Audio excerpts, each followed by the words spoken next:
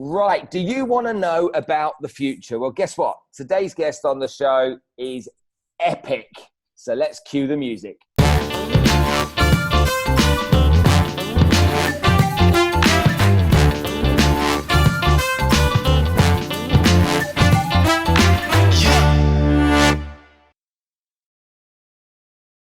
Hi, everyone, and welcome to the Spencer Lodge Podcast. It's funny saying the Spencer Lodge Podcast when it's my podcast. It's a bit weird. But anyway, welcome to the show. Okay, today's guest, someone I think that's going to add some massive value to you. We've got loads of discussions around the future, but also the present today as well. Ian Khan, a CNN-featured technology futurist, 3 times TEDx speaker, director of highly acclaimed documentary Blockchain City, best-selling author of 7 Axioms of Value Creation, a contributor of multiple industry publications, including McGraw-Hill and Forbes. He's also a member of the Forbes Coaches Council, the National Speaker Association, the Association of Professional, hold on a minute, I'm going to get this up. Okay, the Association of Professional Futurists and the Project Management Institute, chief futurist at boutique future research firm Futurist. Ian's one of the most widely quoted experts on blockchain. Yes, blockchain on the podcast. Okay, he's also the creator of Future Readiness Score, a revolutionary methodology to help organizations use data-based scientific approach to profitably and success. Oh, this is going to be good. Okay, Ian's the author of 8 books. The guy must be mad to write that many books. And there's 2 more books in the works. 2 more? Okay, books in the works to be released by mid-2020. He's also working on his 2nd documentary, a film on artificial intelligence. That's something I'm really interested in. Okay, to be released early in 2020. Ian has spent the majority of his career working within ecosystems of SAP, Microsoft, and others, and now helps organizations around the world reach their potential by working on 7 key areas in business. He's also an adjunct professor for ESAD, developing technology education curriculum for higher education executive learners. Wow, and it goes on. Considered to be one of today's most revolutionary speakers, Ian is a leading keynote speaker and is spoken on the same platform as President Obama, Ahmad Diab, Carlos Tavares, Daniel Habib, Bruce Dickinson, and others. And not only that, he's from Kashmir, which is just down the road. Ian, thank you so much for coming to join us on the show. Spencer, thank you. You make me sound so good. I really am falling in love with myself, but thank you, man. Thanks for that. Wow. What an introduction. Look, first of all, I really appreciate you taking time to come on the show. There's a lot of people that are having to do their podcasts, not face-to-face, but on Zoom at the moment. It's something that I wasn't doing at all before because I'd like just to be in the room with somebody and to sit and brainstorm and let things organically grow. But hopefully we can give our audience today some really interesting stuff to think about regarding what you do and how you do it. So let's just start off. What is a futurist? So a futurist is someone who can talk about tomorrow, can talk about unlocking your potential, can talk about doing things better. As a futurist, you sometimes get away by talking about things that nobody understands, but because you have the label of a futurist, you can just say those things. No, I'm just kidding. A futurist is someone who can help understand tomorrow, and I go against the definition that it's somebody who can predict the future and you have a crystal ball in front of you. It's none of that. It's none of that. Futurists purely work on a majority of those that I know. Futurists work on information and data that's available out to all of us, but they're able to translate that into actionable information, and that's what I do. As a futurist, is help my audiences, customers, clients, viewers, realize the potential in the future or the challenges of the future, and take action on those things so that their lives and our lives can be better. Wow. Now, that means that if I interpret that correctly, that means that every single CEO of every company, every entrepreneur, every solopreneur, anyone who's responsible for any organization needs to be part futurist then. Absolutely. Spencer, it's saying thinker. We all are thinkers. We all think. We all have a mind and a capability of understanding the world.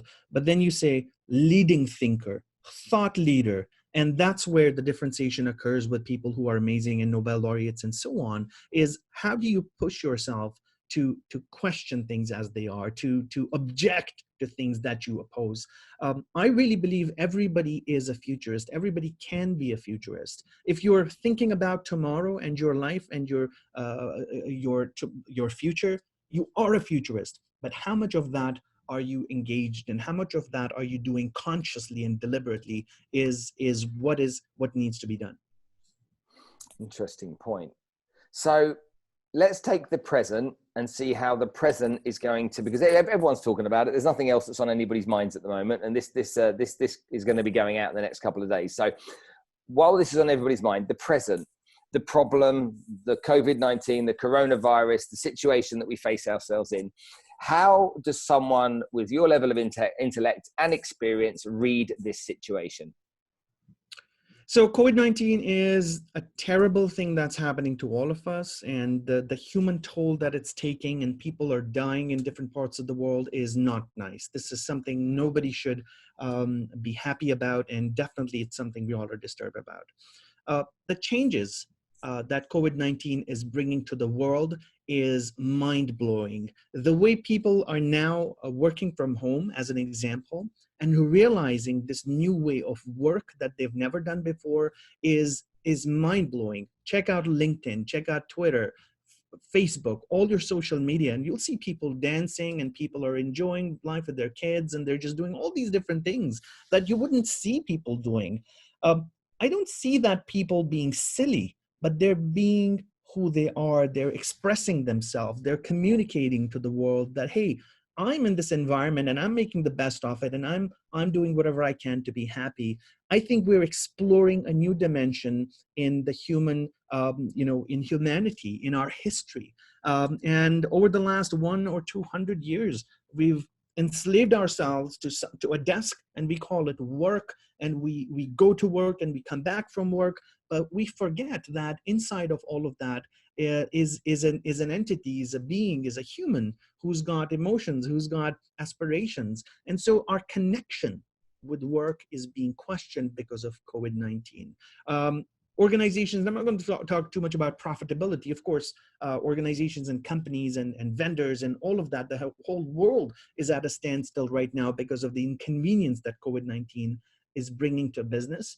But this is a great time for all of us to reflect upon who we are and what we are becoming as part of having this time to ourselves and thinking about what we do best, what we should do, reevaluating our lives right now. Aren't we all doing that? We're all reevaluating our lives, because tell me something, haven't you thought that what if you get COVID-19 and something happens to you, right? We all are thinking that. And so COVID-19 has put us all in a position of reevaluation of our lives, and that is coming out in many different ways. All those people that are sat there either going to be made redundant, or those people that are sat there thinking about the jobs they hate, now have a chance to start thinking about maybe the job that they'd like to do, the job that will make them happy, as opposed to trudging through life doing something they just don't love. Yeah, I think that I don't think people should be afraid of change. And change, this is one conversation that we all should have every day with ourselves. First of all, is our acceptance of change. People are resistant to change. People don't want to change. We're comfortable doing what we do. We're happy in our own habits, our life. But when change happens, and that change knocks at the door, which is COVID-19 right now, we struggle because we're not ready for it. But here's the thing, if you're ready for change, everything is going to go in your favor. So people who are afraid of losing their jobs right now, I say to them, don't be afraid of it. If this is what somebody else decides for you, the organization, the corporation, why do you hold yourself to it? Start exploring what you can do, what your capabilities are, how you could add value to the world in a different way. And so have a little bit more confidence. And this is a great time to do that. Very interesting. Let's talk about how the financial world is impacted by this. We see financial bailouts from governments and $2 trillion in the United States and various numbers of billions and billions around the world, in the United Kingdom, worried about making sure that they put money into the hands of the consumer so that they can continue to exist. And the United States, that kind of plan is being put together as well. Where does all this money come from, and what's going to happen to the future of money, do you think? So money is such an interesting thing. Governments depend on money. Corporations, large corporations depend on money. The world runs on money. And if we had no money, we would be in a big fix. So we can't ignore the presence of money in our lives. And that's why people are also afraid of losing their jobs, because then they don't get access to the money that creates the comforts of life for them. Right now, we're in some of the world's biggest bailouts, where governments are bailing out in the United States and Canada, UK, everywhere. Governments are trying to support economies so that they don't go into a recession. And by all means, I think we're already in recession. It really depends on how you think about a recession. But we're already not doing too well. And I would be surprised if markets tank and things go really, really south. But I don't think that's going to happen. Right now, what governments are doing is support the basic infrastructure of all the employee base, the professional base that they have.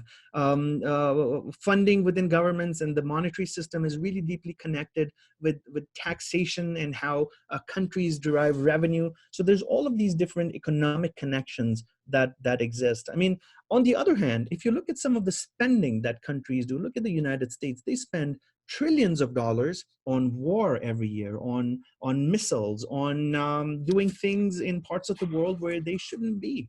And so when you look in that context, the money they're spending out right now, they're spending on bailouts right now is really not that much. I really believe that this period of instability, this bailout period will go on for the next few months, where governments will support their local economies. I don't foresee that COVID-19 will last for a long time. Maybe the next, maybe until the end of summer this year, until July, before things start getting better. But recovery will take time, because we can't just bounce back to everything as it was. The post effects of COVID will still be there for I would say, until the next year. But it'll be interesting to see what else the world reacts to, what the business community reacts to, and how we start bouncing back from this. We obviously saw in the last recession, there were lots of companies that were founded in the last recession that are now global conglomerates now, whether that be Uber, Airbnb, I think WhatsApp around that time, Slack, and others came out of the recession. I think it gets people to be more creative and think a bit harder when these times come. And I think there's only positive when it comes to that. So you spend time helping businesses to look to the future and to help them think about ways to grow. There's going to be a lot of companies now that are going to be thinking, what are our next steps and how do we move forward? Can you tell me about what the 7 axioms are, how they work, and how that brings value to organizations? So the 7 axioms is a business philosophy and methodology that I've been teaching for the last 20 years. I am working on a book that's coming out this year on the Future Readiness Score, which is connected with the 7 axioms. The 7 axioms are 7 categories of action, of influence that we as businesses, as organizations need to work on in order to create a better future. This includes things such as engagement. We live in an era where engagement is changing, where communication is changing. The way we communicate the value our products and services bring to customers changes.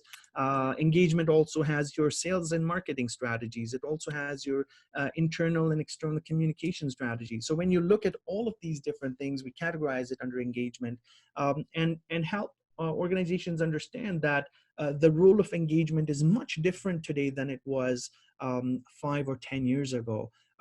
Look at COVID-19 right now. We all are glued to our cell phones and our devices looking for information, and we are getting access to all of that information really rapidly. In fact, there's too much information. But that's what engagement is all about, is communication. And how do you inform others? Podcasts are a great way of engagement. And many organizations don't leverage all of these platforms and opportunities to reach out to their customers. They're still in their traditional ways of thinking, traditional ways of sales and marketing. And so when we, within the 7 axioms, when you talk about engagement, it's this whole big piece of how, as an organization, can you 10x or 100x your impact on the world.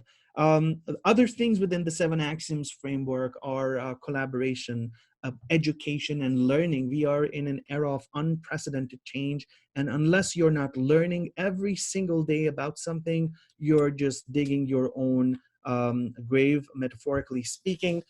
It's essential for anyone who wants to succeed, who wants to surpass their current circumstances, who wants to have a better tomorrow and a better future, to access learning and education in any way they can, whether it's reading a book, it's enrolling for an online course with edX or Coursera or one of the online universities. But there's so much opportunity available for us to actively change our life that it's mind-boggling. But do we do that? Do organizations do that? They don't, and many of them just struggle with creating this change. Other portions and parts within areas within the 7 axioms is people. We live in an era where 5 different generations of people are in the workplace, and the newer generations coming into work are putting a lot of pressure on organizations to change how they work with people, how they acknowledge their contribution, how they are criticized. And we always talk about millennials being different, and millennials don't pay attention. I think millennials are awesome and they're amazing, but they've got a specific requirement to be amazing. They're connected to a different value system that organizations need to adapt to now. And that's what the 7 axioms addresses, is how do organizations enable processes and things within their work to sustain and to flourish and to thrive. And so the 7 different areas cater to 7 different things that organizations must work on in order to change what they do, to impact the world in a larger way, and to create a tremendous amount of value, more than they would have bargained for. Interesting. Now you talk a bit about the blockchain, and we have heard, crypto and Bitcoin and all of the other ones, because there was more than I can even think to mention now. Are we going to get to a stage where we stop using cash? I think we're slowly understanding the impact of digitization. It's taking much slower. The pace of acceptance and adoption is much slower than you would anticipate. Of course, in some circles, the world will change tomorrow morning and we all will be cashless, and digital currencies will take over. But even things like a debit card, which is a touchless debit card, it's going to take about a decade before everybody has it. Or the emergence of credit cards. It took a couple of decades before we started seeing the mass adoption of credit cards, as an example. Digital currencies are definitely here as an idea, as a concept, but in terms of changing the currency of your and the monetary system of your country, it's going to be a while, because it's not easy. The monetary systems of nations are interconnected with different government entities. They're interconnected with the global economy. So it's not easy to make that change. If you and I were to make a country tomorrow and where 5 people lived, it would be very easy to implement a fully cashless society and a digital society. But in the real world, it's far too complex. It's very, very complex. So I don't anticipate a fully digital currency world anytime in the next 2 to 5 to 7 to 10 years maybe. But will we see a lot of countries and nations accepting digital currencies? Maybe in the next 10 years, yes, central governments, central banks will maybe have a component of digital currencies, and not 100% that too. Do you think, with the conspiracy theorists talking about the Rothschilds or the Rockefellers, maybe if they had their own cryptocurrency, maybe it would come out a bit quicker? It's possible. It's possible, but there's so many conspiracy theories out there. I think they'll have a tough time. They might have a tough time doing that, given the scale of how economies work right now. I mean, look at some of the largest markets in the world, China and India. I think it's easier for nations like that to come out with a currency where there's a lot of government control on everything to do things like that. But in a 100% democracy, democratized world, it might be a little bit difficult. The guy like you has done so many things and continues to do so much. What gets you out of bed every day? What excites you? Is it getting up, doing a TED talk? Is it lecturing? Is it learning and studying? Is it having an impact in a business? What really is the most exciting thing about what you do? I think it's about the fact of, I think it's about confronting change, and not just for myself, but for the people that I serve. It's about doing something different. It's about, today, it's about having this conversation with you, and perhaps reaching other people who can start thinking differently. I think for me, it's the keyword would be different. It would be, what is different today? What can I do differently today?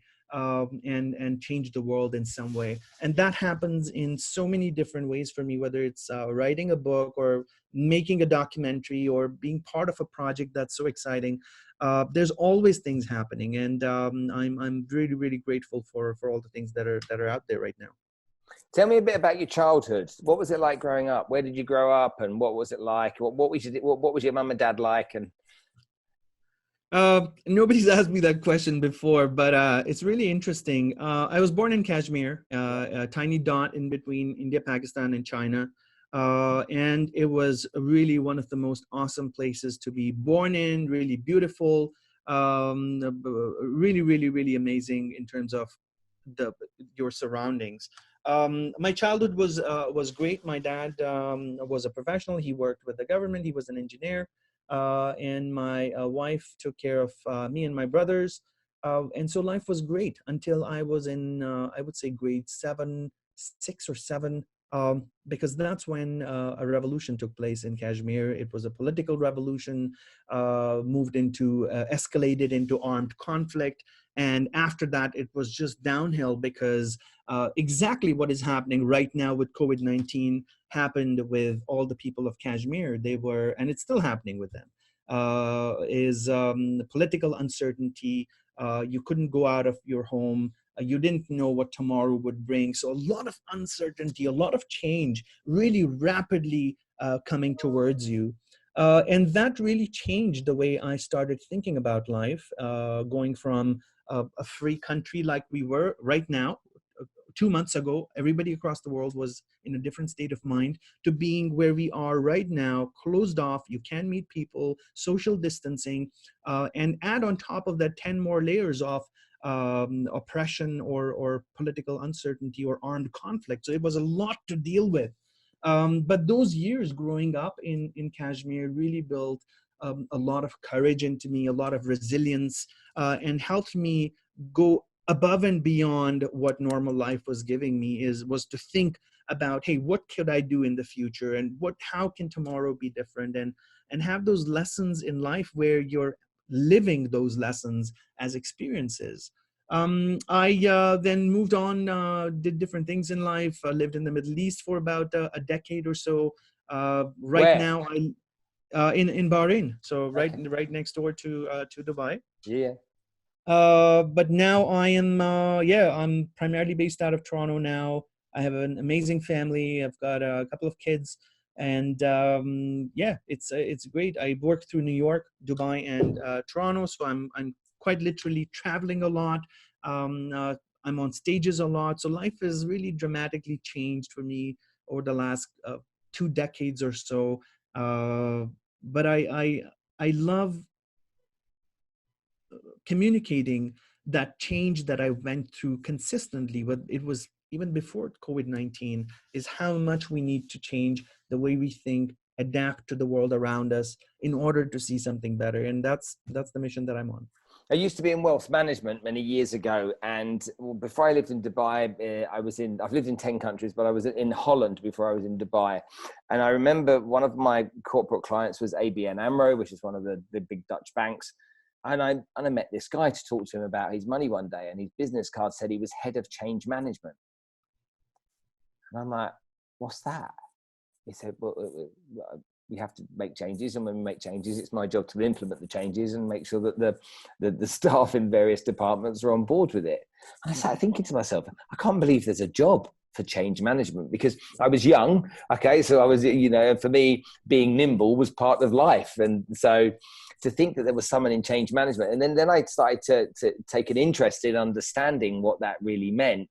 And so the fact that you talk about change, why is it that the human psyche is so resistant to change? I think we just find comfort in conformity. We just find life, when things are going okay, why would you necessarily want to change things? We're comfortable. We found our soft spot. We don't want to disrupt what we love doing, whether it's, change in any area of our life, whether it's drinking sodas to enjoying a certain amount of food, or doing an activity. It's across the board.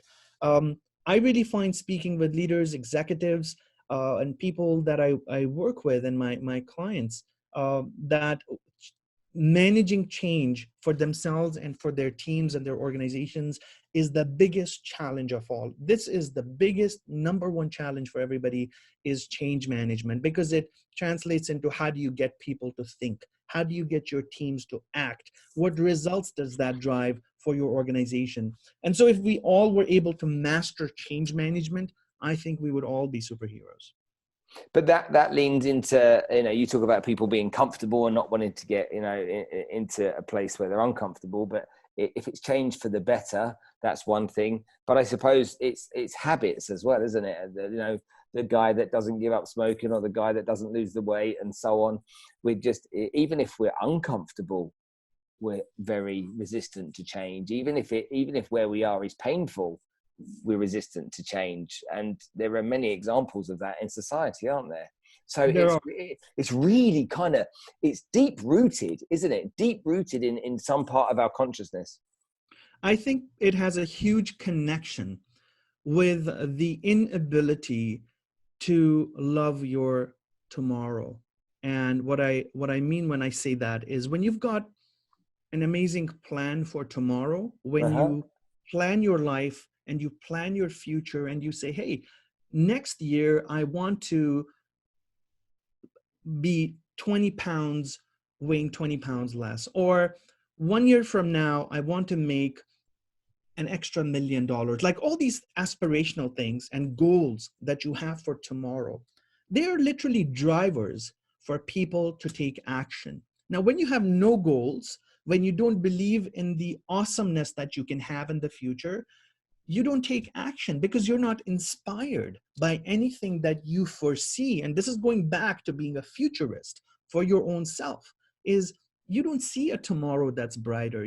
And you're not inspired to take action. You'll just sit there and watch another movie, watch another show on Netflix, and eat chips and, drink pop, because you don't see yourself running that marathon 1 year from now. And that's what we need to do. We need to change how we perceive our future. And the first step to doing that is literally just thinking about a better tomorrow. It's really framing yourself, visualizing yourself. And I'm not talking about some magic voodoo philosophy here. I'm just talking about practically changing your life.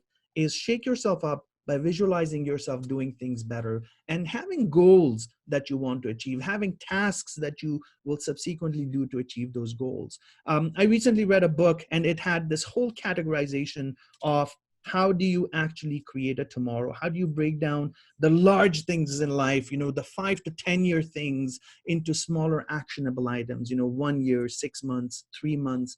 And then how do you break that down into actions? So once you start dreaming, once you start becoming a futurist or a dreamer, and by all means, I support daydreaming. You should daydream as much as you want to, because that's how the world is changed and how your life can change. After you do that, you can start actioning these things, and you will end up having an amazing life. And you will be looked upon as a success, and so on and so forth.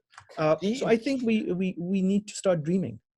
Do you think that, or are there any categories, if you take an organization from the top down, is there more resistance to to change on C-suite, but above C-suite, less resistance to change typically? Or generally, is there any form of code around that, basically, is what I'm trying to ask?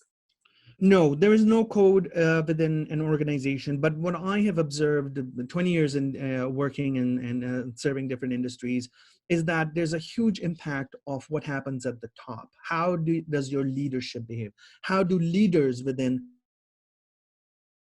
the organization behave, and that's everybody else follows. So for companies such as Microsoft or IBM or any large organization that's super successful, it is the impact what leaders have on the organization, how they inspire people to take action, how they create goals, and how they drive teams. And so a lot of onus for change within organization falls on leadership. And leaders, like anybody else, have a million things to do. They have to prioritize things. They have to work with sales, with marketing, with operations. And so the task of leaders and CEOs is not easy. And it really depends on how much they work on their A game to learn more, and this is these are insights that I'm sharing because I speak to a lot of C-level leaders, is how do they absorb information and how much of that are they able to put into action and lead their teams. Everybody is resistant to change, but the goals people have for organizations, for themselves, is what drives people to take action. And it's really, really important to create goals and tasks and these big aspirational things, and then start executing on them. So no, to answer your question, there's no specific formula, but a lot depends on how people lead. My last question, Simon Sinek talks about times like this where communicating with your staff and getting the focus on trying to keep your staff employed, with everybody working together to lessen the load, but to increase the effort, is the right way for a business. And other leaders believe you've got to get rid of some people now so that you can save people for the future. And when I look at that, there's obviously the whole, I suppose it's almost like it's Gary Vaynerchuk versus Simon Sinek a little bit, with the theories about how you move through a time like this and you embrace what's going to happen.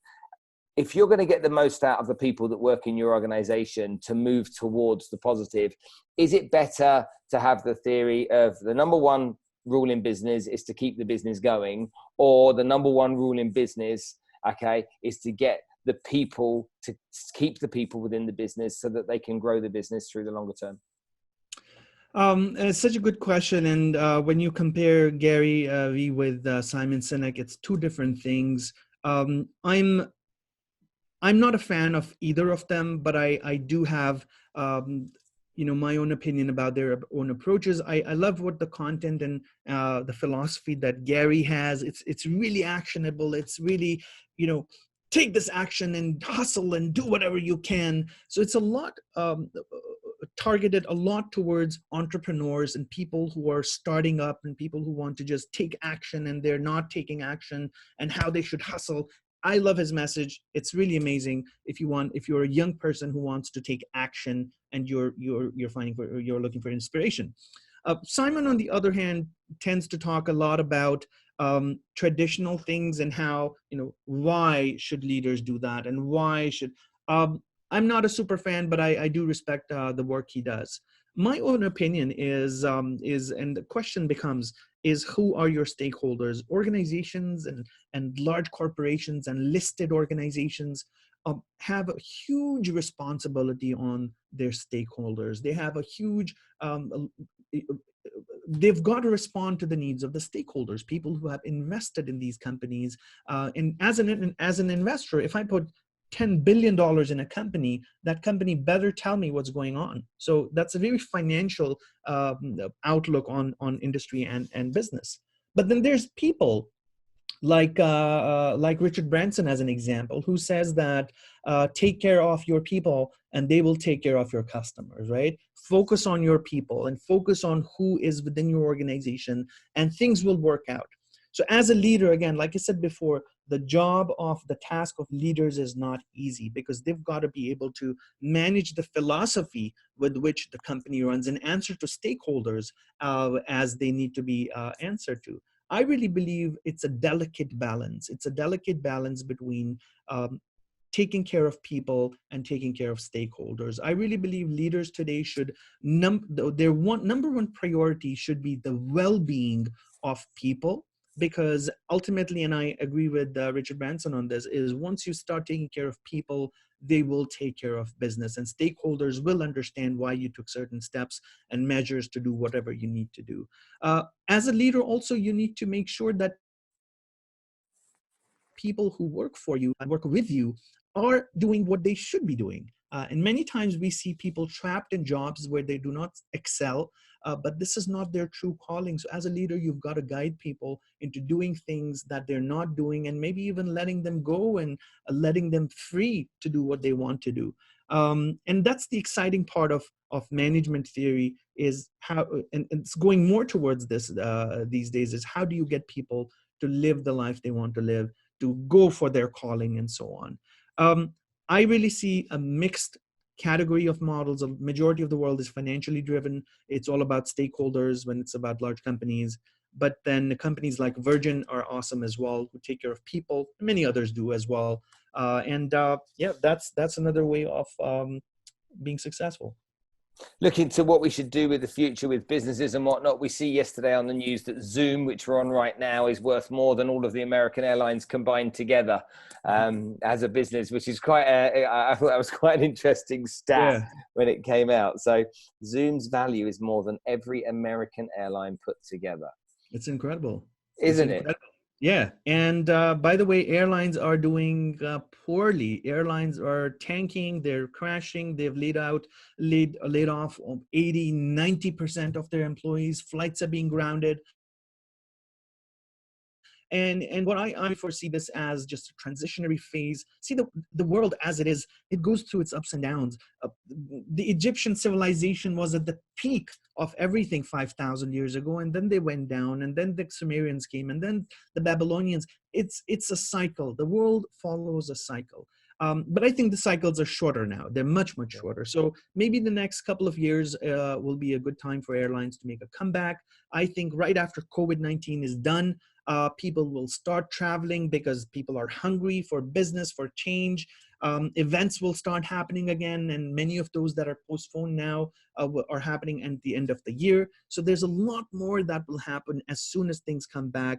And as humans, as people, life thrives when you give it an opportunity, and that's what the world is all about. That's what humanity is all about.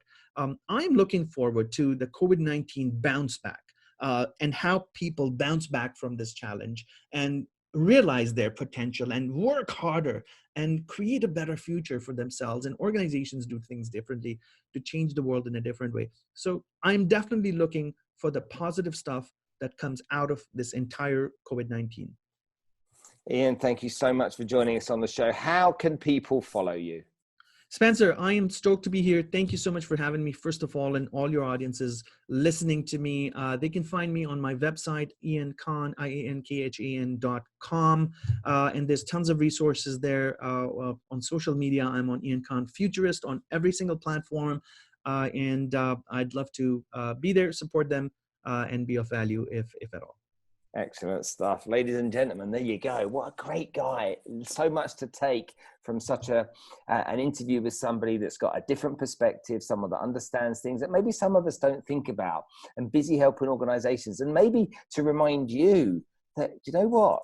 Maybe you're not so different to that CEO of that company in your building. Maybe you're not so different to that C-suite group of people. Maybe we're all the same in many different ways. But an optimistic look at COVID-19 as well. And that's always positive for all of us. Hope you've enjoyed this show. Make sure you leave us a 5-star rating on SoundCloud and Spotify. If you want to leave us some recommendations on iTunes, then I'd love you to do so as well. But for now, hopefully you've enjoyed the show. Check out the next shows coming up. There's loads more thick and fast. We're using Zoom like crazy, so they'll be coming to you very quickly. I'll see you soon, folks. Take care, and whatever you do, make sure you get out there and make it happen.